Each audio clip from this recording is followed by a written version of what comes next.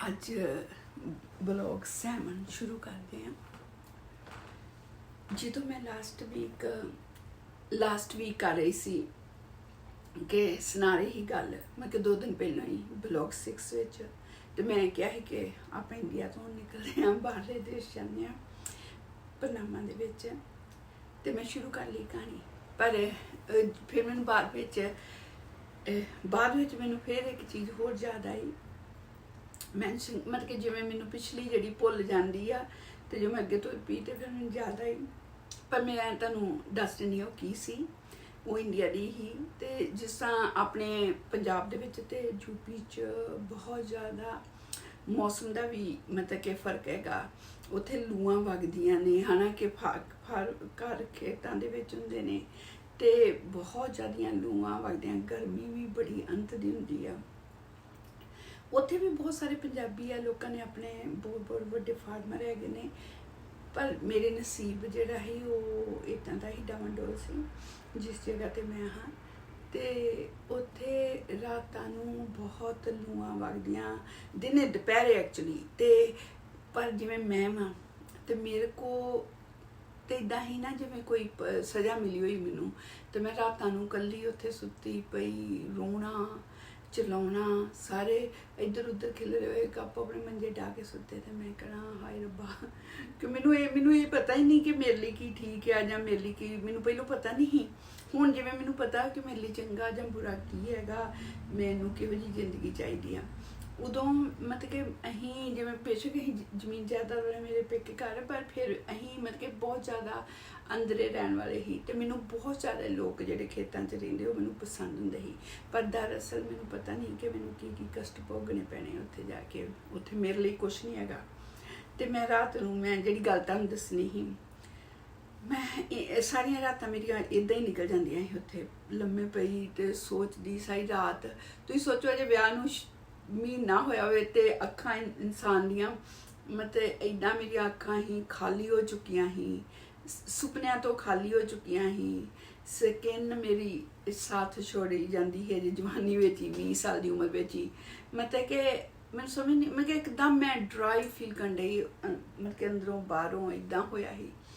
ਤੇ ਰਾਤਾਂ ਨੂੰ ਮੈਨੂੰ ਨੀਂਦ ਨਹੀਂ ਆਉਂਦੀ। ਮੈਂ ਜਿਹੜੀ ਤੁਹਾਨੂੰ ਮੈਂਸ਼ਨ ਕਰਨੀ ਗੱਲ ਕਿ ਮੈਂ ਨਾ ਉੱਥੇ ਇੱਕ ਨੁੱਕਰੇ ਪਈ ਹੋਈ ਕੀਟਨਾਸ਼ਕ ਦੀ ਦਵਾਈ ਵੇਖੀ, ਮੈਂ ਉੱਠੀ, ਮੈਂ ਪੀਤੀ, ਪਰ ਮੈਂ ਮਰੀ ਨਹੀਂ। ਉਹ ਦੱਸਣਾ ਹੀ। ਚਲੋ ਫਿਰ ਮੈਂ ਤੁਹਾਨੂੰ ਵਾਪਸ ਪਨਾਮਾ 'ਚ ਖੜਦੀ ਹਾਂ ਜਿੱਥੇ ਅਸੀਂ ਪਹੁੰਚ ਗਏ ਸੀ। ਤੇ ਜਿਵੇਂ ਦੱਸਿਆ ਹੈ ਕਿ ਇੱਕ ਸਿੰਗਲ ਫੈਮਿਲੀ ਹਾਊਸ ਸੀ, ਉਹ ਇੱਕ ਪਰਿਵਾਰ ਲਈ ਬਹੁਤ ਸੋਹਣਾ ਕੋਠੀ ਸੀ, ਬਹੁਤ ਪਿਆਰਾ ਘਰ ਸੀ। ਪਰ ਜਿਵੇਂ ਉਹਨਾਂ ਨੇ ਇੱਕ ਹੋਰ ਕਜ਼ਨ ਰੱਖੇ ਹੋਏ ਸੀ, ਇੱਕ ਸਾਨੂੰ ਵੀ ਸੱਦ ਲਿਆ ਸੀ। ਤੇ ਜਦੋਂ ਅਸੀਂ ਗਏ ਤੇ ਉੱਥੇ ਤੇ ਅਸੀਂ ਰਹਿੰਦੇ, ਮਤਲਬ ਉੱਥੇ ਹੀ ਰਹਿਣਾ ਸੀ ਅਜੇ। ਤੇ ਉਹ ਅਜੇ ਪਹਿਲਾਂ ਕਜ਼ਨ ਨਹੀਂ ਗਿਆ, ਫਿਰ ਬਾਅਦ ਵਿੱਚ ਹੌਲੀ ਹੌਲੀ ਉਹ ਉੱਥੇ ਚਲੇ ਗਿਆ ਸੀ ਉੱਥੋਂ। ਪਰ ਮੇਰੀ ਜ਼ਿੰਦਗੀ ਜਿਵੇਂ ਸ਼ੁਰੂ ਹੋਈ, ਮੇਰੀ ਜ਼ਿੰਦਗੀ ਇੱਦਾਂ ਹੀ ਵੀ ਇੱਕ ਦਿਨ ਸਦੀ ਜਿੰਨਾ ਹੀ। ਜਿਹੜੇ ਲੋਕ ਉੱਥੇ ਵੀ ਰਹਿ ਰਹੇ ਸੀ ਉਹਨਾਂ ਲਈ ਵੀ ਉਹ ਚੀਜ਼ ਬੋਰਿੰਗ ਸੀ। ਉਹ ਕੰਟਰੀ ਕਿ ਜਿਨ੍ਹਾਂ ਦੇ ਚਲੋ ਬਿਜ਼ਨਸ ਆ, ਔਰਤਾਂ ਕੋਲ ਬੱਚੇ ਆ, ਔਰਤਾਂ ਦੇ ਕੋਲ ਹਸਬੈਂਡ ਆ, ਤੇ ਉਹਨਾਂ ਦੀ ਜ਼ਿੰਦਗੀ ਮਤਲਬ ਕਿ ਦਿਨ ਚੰਗਾ ਨਿਕਲ ਜਾਂਦਾ ਹੋਊਗਾ ਕਿ ਬੱਚਿਆਂ ਨੂੰ ਸਕੂਲੇ ਭੇਜਣਾ ਜਾਂ ਬੱਚਿਆਂ ਨੂੰ ਕਰਨਾ, ਜਾਂ ਜਿਹੜਾ ਮੇਰੇ ਵਰਗਾ ਮਤਲਬ ਕਿ ਇੱਕਦਮ ਗਿਆ ਤੇ ਹਸਬੈਂਡ ਦੇ ਨਾਲ ਜਾਂ ਕਹਿਣ ਨੂੰ ਹਸਬੈਂਡਿਆਂ ਨਾਲ, ਪਰ ਇੱਕਦਮ ਵੀਰਾਨ ਜ਼ਿੰਦਗੀ ਸੀ। ਪਰ ਉੱਥੇ ਵੀ ਮੈਨੂੰ ਕਿਸੇ ਨੇ ਨਹੀਂ ਪੁੱਛਿਆ ਵੀ ਅਜੇ ਹੋਣੀ ਤੇ ਸ਼ਾਦੀ ਹੋਈ ਆ ਤੇ ਇਹ ਕੀ ਚੱਕਰ, ਵੀ ਤੇ ਨਾ ਕਿਸੇ ਨੇ ਇਹ ਗੱਲ ਨਹੀਂ ਕੀਤੀ ਵੀ ਅਜੇ 1 ਸਾਲ ਹੋਇਆ ਵਾ, ਉਦੋਂ 1 ਸਾਲ ਹੋ ਚੁੱਕਾ ਸੀ, ਵੀ ਇਹ ਤੇਰੀ ਐਡੀ ਗੰਦੀ ਕੰਡੀਸ਼ਨ ਕਿਉਂ ਆ, ਜਾਂ ਮਤਲਬ ਕੀ ਹੈ ਤੈਨੂੰ ਪ੍ਰੋਬਲਮ। ਨਹੀਂ, ਬਸ ਜ਼ਿੰਦਗੀ ਚੱਲ ਰਹੀ ਸੀ ਉੱਥੇ ਵੀ। ਉਹ ਕੰਮ ਤੇ ਜਿੱਥੇ ਦੱਸਿਆ ਸੀ ਡਿਸਕੋ ਕਲੱਬ ਸੀ, ਉਹਨਾਂ ਨੇ ਆਪਣੇ ਕੰਮ ਤੇ ਲਾ ਲਿਆ। ਇੱਕ ਕਜ਼ਨ ਚਲੇ ਗਿਆ, ਫਿਰ ਉਹਦੇ ਵਾਲਾ ਕਮਰਾ ਸਾਨੂੰ ਮਿਲ ਗਿਆ ਤੇ ਮੈਂ ਉੱਥੇ ਰਹਿਣਾ। ਤੇ ਮੈਂ ਦਿਨੇ ਵੀ ਜਿਵੇਂ ਲੰਮੇ ਬੈਠੀ ਰਹਿਣਾ, ਲੰਮੇ ਪਈ ਰਹਿਣਾ, ਰਾਤ ਨੂੰ ਵੀ ਇਕੱਲੀ ਨੇ। ਤੇ ਉਹ ਕੰਮ ਤੇ ਲੱਗਣਾ ਰਾਤ ਨੂੰ, ਜਿਸ ਤਰ੍ਹਾਂ ਉੱਦਾਂ ਤੇ 2 ਵਜੇ ਆ ਜਾਣਾ ਹੁੰਦਾ ਕੰਮ ਤੋਂ, ਪਰ ਮੈਨੂੰ ਨਹੀਂ ਪਤਾ ਕਿ ਉੱਥੋਂ ਕੰਮ ਤੋਂ ਬਾਅਦ ਉਹ ਕਿੱਥੇ ਜਾਂਦਾ ਸੀ, ਹੈ ਨਾ।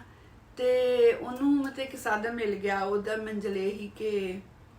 ਇਹਨਾਂ ਸਾਰੀਆਂ ਚੀਜ਼ਾਂ ਨੂੰ ਮੈਂ ਜਿਹੜੀਆਂ ਜਦੋਂ ਮੈਂ ਕਲੈਕਟ ਕਰ ਰਹੀ ਹਾਂ ਨਾ, ਤੇ ਮੈਂ ਸੋਚਣ ਲਈ ਕਿ ਮੇਰੇ ਨਾਲ ਵਾਕਈ ਇੱਦਾਂ ਦਾ ਵਤੀਰਾ ਕਿਉਂ ਹੋਇਆ, ਔਰ ਮੈਂ ਵੀ ਕਿਉਂ ਪਰਮਿਸ਼ਨ ਦਿੱਤੀ। ਮੇਰੀ ਪਰਮਿਸ਼ਨ ਦਾ ਤਾਂ ਕੋਈ ਹੈ ਹੀ ਨਹੀਂ ਨਾ। ਮਤਲਬ ਮੈਂ ਤੁਹਾਨੂੰ ਦੱਸਣ ਦੀ ਕਿ ਮੈਂ ਸੋਚਣ ਹੀ ਨਹੀਂ ਰਹੀ ਕੁਛ। ਵੀ ਸੋਚਦੀ ਵੀ ਤਾਂ ਕੀ ਕਰਦੀ, ਮੈਂ ਤਾਂ ਕੁਛ ਹੈ ਹੀ ਨਹੀਂ ਅੱਗੇ, ਰਸਤਾ ਹੀ ਨਹੀਂ ਮੇਰੇ ਲਈ ਹੈਗਾ, ਸੋਚੇ ਵੀ ਨਹੀਂ ਡਈ ਉੱਦਾਂ ਹੈ ਨਾ। ਤੇ ਫਿਰ ਉਹ ਤੇ ਜੌਬ ਤੇ ਆਪਣੀ ਲੱਗ ਚੁੱਕਾ ਸੀ,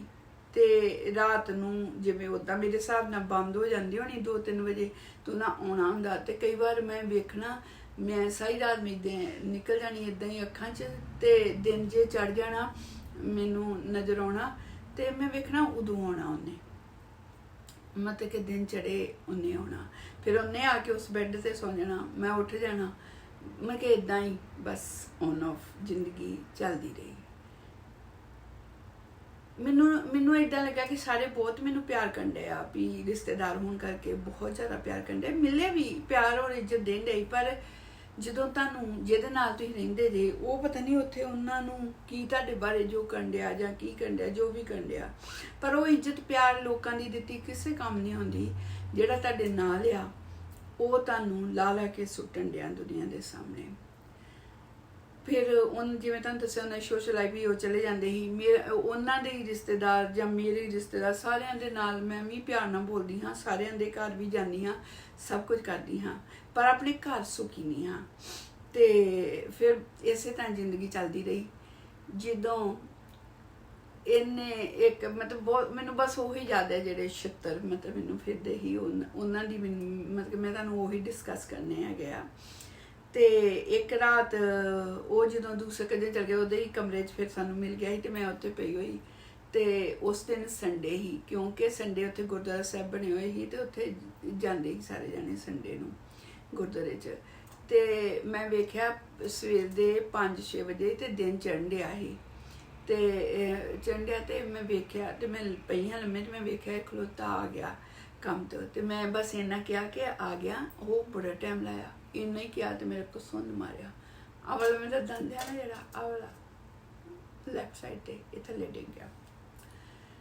ਤੇ ਮੈਨੂੰ ਅੱਜ ਤੱਕ ਉਹ ਮੈਨੂੰ ਸੀਨ ਅੱਜ ਤੱਕ ਯਾਦ ਹੈਗਾ। ਮੈਂ ਰੈੱਡ ਕਲਰ ਦਾ ਨਾਈਟ ਸੂਟ ਪਾਇਆ ਸੀ, ਸੂਟ ਨਹੀਂ ਮਤਲਬ ਕਿ ਨਾਈਟ ਗੌਨ ਹੀ ਰੈੱਡ ਕਲਰ ਦਾ ਹੈ ਨਾ, ਪਜਾਮਾ ਟਾਈਪ ਸੀ, ਤੇ ਮੈਂ ਰੈੱਡ ਹੀ ਇੱਕਦਮ, ਤੇ ਉਹਨੇ ਇੱਦਾਂ ਮਾਰਿਆ, ਤੇ ਉਹ ਦੰਦ ਮੇਰੇ ਹੱਥ ਵਿੱਚ ਆ ਗਿਆ, ਤੇ ਉਹ ਸਾਰਾ ਮੈਂ ਖੂਨ ਨਾ ਪੜੀ ਹੈ ਨਾ। ਕੁਦਰਤੀ ਉਹ ਮੇਰੀ ਸੋ ਕਾਲ ਜਠਾਣੀ ਜਿਹੜੀ ਜਿਨ੍ਹਾਂ ਦੇ ਘਰ ਰਹਿਣਾ, ਉਹ ਜਿਹੜਾ ਕਮਰਾ ਸੀ ਉਹਦੇ ਕਮਰੇ ਦੇ ਪਿੱਛੇ ਬਾਥਰੂਮ ਸੀ, ਤੇ ਇੱਕ ਵਾਸ਼ਿੰਗ ਮਸ਼ੀਨ ਦਾ ਕਮਰਾ ਸੀ ਉੱਥੇ ਹੁੰਦਾ ਸੀ। ਤਾਂ ਤਕਰੀਬਨ ਉਹਨਾਂ ਨੇ ਆਉਂਦੀ ਨਿਕਲਣਾ ਹੀ ਹੁੰਦਾ ਸੀ ਹੈ ਨਾ, ਕਿ ਕੰਮ ਵੀ ਹੁੰਦਾ ਕਿ ਕੋਈ ਵਾਸ਼ ਕਰਨਾ ਜਾਂ ਕੁਛ। ਉਹ ਆਏ, ਉਧਰ ਨੂੰ ਆਏ, ਉਹ ਇਹ ਕਰਕੇ ਨਹੀਂ ਮੇਰੇ ਨਾਲ ਆਏ ਵੀ ਉਹਨਾਂ ਨੂੰ ਪਤਾ ਲੱਗ ਗਿਆ ਕਿ ਕੁਛ ਪਤਾ ਲੱਗਦਾ ਹੀ ਨਹੀਂ ਮੈਨੂੰ, ਕਿੰਨੇ ਵੀ ਛਿੱਤਰ ਪੈਂਦੇ ਕਿਸੇ ਨੂੰ ਕੁਝ ਪਤਾ ਨਹੀਂ ਲੱਗਦਾ। ਤੇ ਉਹਨਾਂ ਦੇ ਸਾਹਮਣੇ ਖੜੀ, ਤੇ ਉਸ ਦਿਨ ਮੈਨੂੰ ਬੜਾ ਹੀ ਦਰਦ ਆਇਆ ਕਿ ਮੇਰਾ ਦਿਲ ਕਰੇ ਕਿ ਉਹਨੂੰ ਮੈਂ ਜੱਫੀ ਪਾਵਾਂ ਹੈ ਨਾ, ਉਸ ਔਰਤ ਨੂੰ, ਮਤਲਬ ਕਿ ਜਿਹੜੀ ਜਠਾਣੀ ਲੱਗਦੀ ਸੀ, ਵੀ ਕੀ ਹਾਲ ਹੋ ਰਿਹਾ ਮੇਰਾ ਹੈ ਨਾ, ਕੋਈ ਮੈਨੂੰ ਪੁੱਛੇ ਮੇਰਾ ਹਾਲ ਨੂੰ। ਤੇ ਉਹਨਾਂ ਨੇ ਨਾ ਵੇਖਿਆ ਮੇਰੇ ਵੱਲ ਸਿਰ ਤੋਂ ਪੈਰਾਂ ਤੱਕ, ਤੇ ਸਮਾਈਲ ਦਿੱਤੀ। ਤੇ ਮੈਂ ਕਿਹਾ ਕਿ ਇਹਨੇ ਮੈਨੂੰ ਮਤਲਬ ਕਿ ਇੱਦਾਂ ਮਾਰਿਆ ਹੈ ਨਾ, ਕਿ ਪਤਾ ਨਹੀਂ ਦੱਸੇ ਨਾਲ ਉਹ ਮੇਰਾ ਹੀ ਕਸੂਰ ਸੀ। ਫਿਰ ਬਸ ਉਹ ਖੜੀ, ਮੈਨੂੰ ਸਮਾਈਲ ਯਾਦ ਹੈ ਅੱਜ ਤੱਕ, ਸ਼ਾਇਦ ਹਮਦਰਦੀ ਦੇ 2 ਲਫ਼ਜ਼ ਵੀ ਕਹੇ ਹੋਣਗੇ, ਪਰ ਮੈਨੂੰ ਨਹੀਂ ਯਾਦ। ਉਹ ਅੱਗੇ ਨਿਕਲ ਗਈ। ਮੈਂ ਫਿਰ ਉਹ ਦੰਦ ਨੂੰ ਚੁੱਕਿਆ, ਇਹਦੇ ਵਿੱਚ ਠੋਕਿਆ। ਅੱਜ ਹੁਣ ਵੀ ਮੈਂ ਗਈ ਹਾਂ, ਪਿਛਲੇ ਸਾਲ ਡਾਕਟਰ ਨੂੰ ਪੁੱਛਿਆ ਹੀ ਮੈਂ, ਇਹ ਨਹੀਂ ਦੱਸਿਆ ਕਿਸੇ ਨੂੰ ਕਿ ਦੰਦ ਮੇਰਾ ਕਿਸੇ ਨੇ ਤੋੜਿਆ ਵਾ। ਤੇ ਉਹਨੇ ਕਿਹਾ ਕਿ ਹਾਂ, ਉਹਨੇ ਐਕਸਰੇ ਲੈ ਕੇ ਉਹਨੇ ਕਿਹਾ ਕਿ ਜੜ੍ਹਾਂ ਦੇ ਵਿੱਚ ਵੀ ਨਹੀਂ ਹੈਗਾ, ਤੇ ਬਲਕਿ ਕਿ ਬਲੱਡ ਸਰਕੂਲੇਸ਼ਨ ਨਹੀਂ ਕਰਦਾ, ਤੇ ਉਹ ਇਸ ਕਰਕੇ ਪੀਲਾ ਹੋਇਆ ਵਾ, ਤੇ ਵੀ ਉਹ ਖੂਨ ਨਹੀਂ, ਜੋ ਦੂਸਰੇ ਦੰਦਾਂ ਵਿੱਚ ਤੁਹਾਨੂੰ ਪਤਾ ਕਨੈਕਟਡ ਹੈਗੇ ਆ ਬੋਨ ਦੇ ਨਾਲ, ਤੇ ਖੂਨ ਦੀ ਸਪਲਾਈ ਹੁੰਦੀ ਤੇ 'ਚ ਨਹੀਂ ਹੁੰਦੀ, ਤੇ ਇਸ ਕਰਕੇ ਇਹਦਾ ਰੰਗ ਪੀਲਾ ਹੋ ਗਿਆ। ਤੇ ਮੈਨੂੰ ਕਿਹਾ ਮੈਂ ਭਾਈ, ਉਹ ਕਹਿੰਦਾ ਛੱਡ ਕਰਾ ਵੀ ਕਾਹਦੇ ਲਈ ਰਹਿੰਦੇ, ਜੋ ਆਪਣਾ ਹੈਗਾ ਰਹਿੰਦੇ ਇੱਦਾਂ ਹੀ। ਤੇ ਠੀਕ ਆ, ਚੱਲ ਰਿਹਾ ਕਿ ਅੱਜ ਦੀ ਥੋੜਾ ਨਾਲ ਗੱਲ ਹੈਗੀ, ਇੰਨੇ ਸਾਲ ਪੁਰਾਣੀ, 37 ਸਾਲ ਪੁਰਾਣੀਆਂ ਗੱਲਾਂ ਨੇ। ਤੇ ਮੈਂ ਤਾਂ ਹੁਣ ਗਈ ਹਾਂ। ਫਿਰ ਬਸ ਨਾ ਪਨਾਮਾ 'ਚ ਇੱਕ ਦਿਨ ਬਹੁਤ ਸੜੀ ਜਿੰਨਾ ਹੁੰਦਾ ਸੀ, ਮੈਂ ਕਿ ਮੇਰਾ ਦਿਨ ਨਹੀਂ ਨਿਕਲਦਾ। ਜਦੋਂ ਮੈਂ ਦਿਨੇ ਇੱਦਾਂ ਪੈ ਜਾਂਦੀ ਹਾਂ ਨਾ, ਤੇ ਮੈਨੂੰ ਇੱਦਾਂ ਫੀਲ ਹੁੰਦਾ ਸੀ ਕਿ ਜਿਵੇਂ ਨਾ ਮੈਂ ਸਮੁੰਦਰ 'ਚ ਡੁੱਬ ਗਈ ਹਾਂ, ਤੇ ਮੈਂ ਉਹ ਡਬਲ ਉੱਠ ਕੇ ਚੀਕਾਂ ਮਾਰ ਦਿੰਦੀ ਹਾਂ, ਤੇ ਮੇਰੇ ਕੋਲ ਉੱਠਿਆ ਨਹੀਂ ਜਾਂਦਾ। ਤੇ ਮੈਂ ਉਹਨਾਂ ਨੂੰ ਉਹਨਾਂ ਰਿਸ਼ਤੇਦਾਰਾਂ ਨੂੰ ਕਿਹਾ ਸੀ, ਮੇਰੇ ਕੋਲ ਨਾ ਕਈ ਵਾਰ ਨਾ ਇੱਦਾਂ ਉੱਠਿਆ ਨਹੀਂ ਜਾਂਦਾ, ਮੈਂ ਅੰਦਰ ਆਪਣੇ ਵੱਲੋਂ ਲੱਗਣ ਡਿਆ ਕਿ ਲੋਕ ਮੇਰੀਆਂ ਚੀਕਾਂ ਸੁਣ ਲਿਆ, ਪਰ ਨਹੀਂ ਸੁਣ ਲਿਆ ਹੁੰਦੇ ਸੀ, ਚੀਕਾਂ ਅੰਦਰੇ ਪੈਣੀਆਂ ਤੇ ਮੈਨੂੰ ਇਦਾਂ ਲੱਗਦਾ ਮੈਂ ਪਾਣੀ 'ਚ ਡੁੱਬ ਗਈ ਤੇ ਮੈਨੂੰ ਉਠਾ ਲਿਆ ਕਰੋ। ਪਰ ਉਹਨਾਂ ਨੂੰ ਕੀ ਪਤਾ, ਕਿਉਂਕਿ ਉਹ ਮੈਨੂੰ ਲੱਗਦਾ ਮੇਰੀ ਆਵਾਜ਼ ਬਾਹਰ ਜਾਂਦੀ, ਪਰ ਨਹੀਂ ਜਾਂਦੀ, ਬਾਹਰ ਨਹੀਂ ਜਾਂਦੀ। ਮੈਂ ਜਦੋਂ ਹੀ ਲੰਮੇ ਪੈਣਾ ਬਸ ਇਦਾਂ ਦਾ ਹੀ ਹੋਣਾ। ਇਸ ਤਰ੍ਹਾਂ ਹੀ ਜ਼ਿੰਦਗੀ ਚੱਲਦੀ ਰਹੀ, ਕਦੀ ਇੱਧਰੋਂ ਆਉਣਾ, ਇੱਧਰ ਵੱਜਣੀ, ਉੱਧਰ ਵੱਜਣੀ। ਕਦੀ ਇਹੋ ਜਿਹਾ ਮੌਕਾ ਨਹੀਂ ਆਇਆ, ਕੋਈ ਇਹੋ ਜਿਹੀ ਰਾਤ ਨਹੀਂ ਆਈ ਕਿ ਉਹਦੀ ਬਾਂਹ ਪਈ ਹੋਏ ਬੈਠ ਤੇ ਮੈਂ ਉਹਦੇ ਉੱਤੇ ਸਿਰ ਰੱਖ ਕੇ ਪਈ ਹੋਵਾਂ ਜਾਂ ਮੈਂ ਲਾਗੇ ਪਈ ਹੋਵਾਂ। ਆਉਂਦੇ ਹੀ ਉਹ ਕੰਮ ਸ਼ੁਰੂ ਹੋ ਗਿਆ। ਉਹਦਾ ਹੀ ਮੰਜ਼ਿਲ ਸੀ ਕਿ ਉਹਨੇ ਆਪਣੇ ਘਰਦਿਆਂ ਨੂੰ ਪੈਸੇ ਭੇਜਣੇ ਸੀ ਤੇ ਮੇਰੀ ਜ਼ਿੰਦਗੀ 'ਚ ਕੁਛ ਨਹੀਂ, ਰੋਟੀ ਮੈਨੂੰ ਮਿਲ ਰਹੀ ਸੀ। ਜਿਹੜੇ ਮੈਂ ਕੱਪੜੇ ਲੈ ਕੇ ਆਈ ਹਾਂ ਮਤਲਬ ਕਿ ਇੰਡੀਆ ਤੋਂ ਲੈ ਕੇ ਆਈ, ਮੈਨੂੰ ਇਹ ਥੋੜ੍ਹਾ ਪਤਾ ਸੀ ਕਿ ਇੱਦਾਂ ਵਾ, ਮੈਨੂੰ ਨਹੀਂ ਪਤਾ ਕਿ ਇੱਦਾਂ ਬਾਹਰਲੇ ਮੁਲਕ ਇੱਦਾਂ ਹੁੰਦੇ ਆ, ਕਿੱਦਾਂ ਹੁੰਦੇ ਆ, ਕਿ ਉੱਥੇ ਨਹੀਂ ਕੁਛ ਵੀ ਮਿਲਣਾ ਜਾਂ ਕੁਛ ਆ। ਤੇ ਮੈਂ ਜਿਹੜੇ ਕੱਪੜੇ ਲੈ ਕੇ ਆਈ ਹਾਂ ਆਲਰੇਡੀ ਮੁੱਕਦੇ ਜਾ ਰਹੇ ਜਾਂ ਕੁਛ ਸੀ। ਤੇ ਕੋਲ ਫਰੈਂਡ ਹੀ ਤੇ ਉਹਨੂੰ ਮੈਂ ਕਹਿਣਾ ਮਤਲਬ ਕਿ ਮੈਂ ਕੋਈ ਕੱਪੜਾ ਲੈ ਕੇ ਆਉਣਾ ਤੇ ਉਹਨੇ ਸੀ ਦੇ ਤੇ ਉਹਨੇ ਸੀ ਦੇਣਾ, ਮੈਂ ਉੱਦਾਂ ਦੇ ਹੀ ਮਤਲਬ ਪਾ ਲੈਣੇ ਜਿਹੋ ਜਿਹਾ ਵੀ। ਮੈਨੂੰ ਇੱਦਾਂ ਯਾਦ ਹੈ ਕਿ ਮੈਂ ਉੱਥੇ ਥੋੜ੍ਹਾ ਮੈਂ ਉਹਨਾਂ ਸਾਰਿਆਂ ਨਾਲ ਬੋਲਦੀ ਹਾਂ, ਮਤਲਬ ਸਾਰਿਆਂ ਨੂੰ ਮੈਂ ਬੁਲਾਉਂਦੀ ਹਾਂ। ਉਦੋਂ ਮੈਨੂੰ ਇਹ ਨਹੀਂ ਹੁੰਦਾ ਕਿ ਇਹਨੇ ਮੇਰੇ ਨਾਲ ਬੁਰੀ ਤਰ੍ਹਾਂ ਵੇਖ ਲਿਆ ਤੇ ਮੈਨੂੰ ਛੱਡ ਦਾਂ। ਹੁਣ ਇਹ ਮੇਰੀ ਲਿਮਟ ਸੈੱਟ ਹੋ ਚੁੱਕੀ ਆ ਕਿ ਮੈਂ ਇਕੱਲੀ ਰਹਿਣਾ, ਮੈਂ ਨਹੀਂ ਬੋਲਣਾ ਕਿਸੇ ਨਾਲ। ਉਦੋਂ ਨਹੀਂ ਇਹ ਚੀਜ਼ਾਂ ਹੈਗੀਆਂ, ਛਿੱਤਰ ਤੇ ਛਿੱਤਰ ਪਈ ਜਾਣੇ। ਫਿਰ ਬਾਅਦ ਵਿੱਚ ਇਹਨੇ ਆਪਣੀ ਇੱਛਾ ਨਾਲ ਹੀ ਚਾਹੁੰਦਾ ਸੀ ਕਿ ਅਲੱਗ ਹੋਣਾ, ਕਿਉਂਕਿ ਉਹਨੂੰ ਇਹ ਲੱਗਦਾ ਸੀ ਕਿ ਉਸ ਹਿਸਾਬ ਨਾਲ ਉਹ ਪੈਸੇ ਉੱਥੇ ਮਤਲਬ ਕਿ ਉਸ ਜਗ੍ਹਾ 'ਤੇ ਆਪਣਾ ਹੋਊਗਾ, ਇਹਦੀ ਜਗ੍ਹਾ 'ਤੇ ਉੱਥੇ ਰਹੂ। ਵੀ ਰੈਂਟ ਦੇ ਉੱਤੇ ਲਾਗੇ ਹੀ ਇੱਕ ਘਰ ਸੀ ਤੇ ਇਹਦੀ ਮੇਰੇ ਵੀ ਚਾਹੁੰਦੀ ਹਾਂ, ਮੈਂ ਸੋਚਦੀ ਹਾਂ ਸ਼ਾਇਦ ਮੈਨੂੰ ਸਕੂਨ ਮਿਲ ਜੂਗਾ, ਅਲੱਗ ਹੋਊਂਗੀ ਤੇ ਸ਼ਾਇਦ ਮਤਲਬ ਕਿ ਮੇਰੇ ਨਾਲ ਬੋਲੂਗਾ ਜਾਂ ਕੁਛ ਆ। ਪਰ ਇੱਦਾਂ ਦਾ ਕੁਛ ਨਹੀਂ ਹੋਇਆ। ਪਰ ਅਲੱਗ ਹੋਣ ਤੋਂ ਪਹਿਲਾਂ ਦੀਆਂ ਤੁਹਾਨੂੰ ਕੁਛ ਗੱਲਾਂ ਦੱਸ ਦਿੰਦੀ ਹਾਂ। ਜਦੋਂ ਕਿਸੇ ਨੂੰ ਮੈਂ ਇਹ ਨਹੀਂ ਦੱਸਣ ਦੀ, ਮੈਂ ਇਹ ਦੱਸਣ ਡਿਆ ਵਾ ਕਿ ਇਹ ਗਾਲਾਂ ਕੱਢਦੀ ਆ ਤੇ ਮੈਂ ਹੋਰ ਭਾਂਦਾ ਪਤਾ ਨਹੀਂ ਕੀ ਇਹ ਮੇਰੇ ਲਈ ਮਜ਼ਾਕ ਕਰਦਾ ਪਿਆ ਉਹਨਾਂ ਲੋਕਾਂ ਨਾਲ। ਪਰ ਮੇਰਾ ਇਹਦਾ ਕੋਈ ਨਾ ਫਿਜ਼ੀਕਲੀ ਨਾ ਮੈਂਟਲੀ ਕਿਸੇ ਤਰ੍ਹਾਂ ਦਾ ਰਿਲੇਸ਼ਨ ਨਹੀਂ ਹੈਗਾ, ਕੁਛ ਨਹੀਂ ਹੈਗਾ। ਕਿਉਂਕਿ ਰਾਤਾਂ ਨੂੰ ਤੇ ਹੁੰਦਾ ਸੀ ਤੇ ਦਿਨੇ ਤੇ ਉਹਦੇ ਨਾਲੇ ਜਿਹੜਾ ਰੂਮ ਸੀ ਉਹ ਡਾਈਨਿੰਗ ਰੂਮ ਸੀ ਤੇ ਦਿਨੇ ਸਾਰਿਆਂ ਨੇ ਉੱਧਰ ਦੀ ਆਉਣਾ ਨਿਕਲਣਾ ਤੇ ਮੈਂ ਤਾਂ ਉੱਥੇ ਕਿਵੇਂ ਸੌ ਸਕਦੀ ਹਾਂ ਜਾਂ ਲੰਮੇ ਪੈ ਸਕਦੀ ਹਾਂ। ਮੈਂ ਫਿਰ ਉੱਠ ਕੇ ਟੀਵੀ ਵਾਲੇ ਰੂਮ 'ਚ ਬੈਠੀ ਹੋਣਾ ਉਹਦੇ ਵਿੱਚ। ਮੈਂ ਕਿ ਰਾਤ ਨੂੰ ਮੈਂ ਕਮਰੇ 'ਚ ਪਈ ਹੁੰਦੀ ਹਾਂ, ਦਿਨੇ ਹੋ ਜਾਂਦਾ ਮੈਂ ਉੱਥੇ ਬੈਠੀ ਹੁੰਦੀ ਹਾਂ ਤੇ ਜਾਂ ਮੈਂ ਥੋੜ੍ਹਾ ਬਹੁਤਾ ਉਹਨਾਂ ਨਾਲ ਕੰਮ ਦੀ ਵੀ ਹੈਲਪ ਕਰ ਦਿੰਦੀ ਹਾਂ। ਤੇ ਫਿਰ ਕਈ ਵਾਰ ਮੈਨੂੰ ਇੱਕ ਰਾਤ ਦੀ ਇਹ ਸੀਨ ਬਹੁਤ ਸੁਣਨ ਵਾਲਾ, ਰੱਬ ਕਰੇ ਕਿ ਆਵਾਜ਼ ਸਾਰਿਆਂ ਕੋ ਪਹੁੰਚੇ। ਮੈਂ ਇੱਦਾਂ ਉਹ ਹੀ ਜਿਹੜੀ ਮੇਰੀ ਜਠਾਣੀ ਲੈ ਕੇ ਇੱਦਾਂ ਬੈਠੇ ਤੇ ਮੈਂ ਆਖਿਆ ਵੀ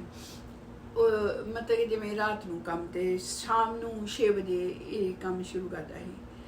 ਤੇ ਕੰਮ ਮੇਰੇ ਹਿਸਾਬ ਨਾਲ 2 ਵਜੇ ਬੰਦ ਹੋ ਜਾਂਦੇ ਡਿਸਕੋ ਦੇ ਜਿਵੇਂ ਡਰਿੰਕ ਉੱਥੇ ਬਾਏ ਡਾਂਸ ਹੁੰਦੇ ਜਾਂ ਕੁਛ ਤੇ 2-3 ਵਜੇ ਆ ਜੂ ਘਰ ਕੋਈ ਬੰਦਾ। ਪਰ ਇਹ 6 ਵੱਜ ਜਾਂਦੇ ਸੀ ਜਦੋਂ ਆਉਂਦਾ ਹੈ। ਪਰ ਚਲੋ ਮੇਰਾ ਜੋ ਕੋਈ ਉੱਥੇ ਜੋੜ ਨਹੀਂ, ਕੋਈ ਲੈਣਾ ਦੇਣਾ ਨਹੀਂ ਆ। ਮੈਂ ਤੇ ਜ਼ਿੰਦਗੀ ਕੱਟ ਰਹੀ ਸੀ ਕਿ ਇੰਨਾ ਲੰਬਾ ਟਾਈਮ ਹੀ ਮੈਨੂੰ ਸਮੁੰਦਰ ਹੀ ਨਜ਼ਰ ਆਉਂਦਾ ਸੀ, ਅੱਗੇ ਸਮੁੰਦਰ ਹੀ ਪਿੱਛੇ। ਇੱਧਰ ਜਾਵਾਂ ਤਾਂ ਵੀ ਡੁੱਬਾਂ, ਇੱਧਰ ਜਾਵਾਂ ਤਾਂ ਵੀ ਡੁੱਬਾਂ। ਮਤਲਬ ਕਿ ਕੋਈ ਮੰਜ਼ਿਲ ਨਹੀਂ ਸੀ ਹੈਗੀ। ਤੇ ਅਸੀਂ ਇੱਦਾਂ ਉਹਨਾਂ ਦਾ ਤੁਹਾਨੂੰ ਦੱਸਿਆ ਨਾਈਸ ਸੀ ਪਲੇਸ ਤੇ ਅਸੀਂ ਬਾਹਰ ਬੈਠੇ, ਅੱਗੇ ਛੋਟਾ ਜਿਹਾ ਗਾਰਡਨ ਸੀ ਤੇ ਪੌੜੀ ਦੇ ਵਿੱਚ ਮੈਂ ਬੈਠੀ ਹਾਂ ਤੇ ਉਹ ਵੀ ਬਹਿ ਗਏ ਤੇ ਮੈਂ ਨਾਲ ਗੱਲਾਂ ਕਰਨ ਲੱਗ ਪਈ ਤੇ ਮੈਂ ਕਿਹਾ ਹਾਂ ਮਤਲਬ ਕਿ ਕਹਿੰਦੇ ਉਹ ਇਹਦੀਆਂ ਹੀ ਗੱਲਾਂ ਕਰਨ ਲੱਗ ਪਏ ਤੇ ਕਹਿੰਦੇ ਉਹ ਮੈਨੂੰ ਫੋਨ ਆਇਆ ਸੀ। ਫੋਨ ਵੀ ਉਹਨਾਂ ਦੇ ਘਰ ਸਭ ਦੇ ਘਰਾਂ 'ਚ ਹੈਗੇ ਸੀ, ਸਾਰੇ ਆਪਸ ਵਿੱਚ ਗੱਲਾਂ ਕਰ ਸਕਦੇ ਸੀ, ਪਰ ਮੇਰੇ ਕੋਲ ਕੁਛ ਨਹੀਂ ਹੈਗਾ ਕਰਨ ਲਈ। ਮੇਰੇ ਕੋਲ ਕੋਈ ਫੋਨ ਨਹੀਂ, ਕੁਛ ਨਹੀਂ। ਮੇਰੇ ਕੋਲ ਬਸ ਇੱਕ ਚਿੱਠੀ ਹੁੰਦੀ ਸੀ ਜਿਹੜੀ ਮੈਂ ਇੰਡੀਆ ਲਿਖਦੀ ਤੇ ਝੂਠੀ ਫੇਕ ਚਿੱਠੀ ਲਿਖਦੀ। ਮੈਂ ਬਹੁਤ ਕੁਛ ਇੱਥੇ ਮੈਨੂੰ ਬਸ ਮੇਰੇ ਆਂਟੀ ਅੰਕਲ, ਮੇਰੇ ਜੇਠ ਜਠਾਣੀ, ਜਿੰਨਾ ਮੇਰੇ ਆਂਟੀ ਅੰਕਲ ਹੀ ਹੋਏ ਉਹਨਾਂ ਨੇ ਮੈਨੂੰ ਚੁੱਕ ਕੇ ਰੱਖਿਆ ਹੋਇਆ। ਬਹੁਤ ਇੱਜ਼ਤ ਪਿਆਰ, ਮਤਲਬ ਫੇਕ ਚਿੱਠੀ ਆਉਂਦੀ ਉੱਧਰੋਂ ਅੱਗੋਂ ਆਉਂਦੀ ਸੀ ਵੀ ਉਹ ਸਾਡੀ ਧੀ ਪਤਾ ਨਹੀਂ ਕਿੰਨੀ ਸੁੱਕੀ ਆ, ਉੱਧਰੋਂ ਮਹੀਨੇ ਬਾਅਦ ਚਿੱਠੀ ਆਉਣੀ, ਫਿਰ ਮਹੀਨੇ ਬਾਅਦ ਜਾਣੀ। ਇੱਦਾਂ ਹੀ ਚੱਲ ਰਿਹਾ ਸੀ। ਦੂਸਰਾ ਇੱਕ ਦਿਨ ਬੈਠੇ ਆ ਅਸੀਂ ਗੱਲ ਕਰਨਾ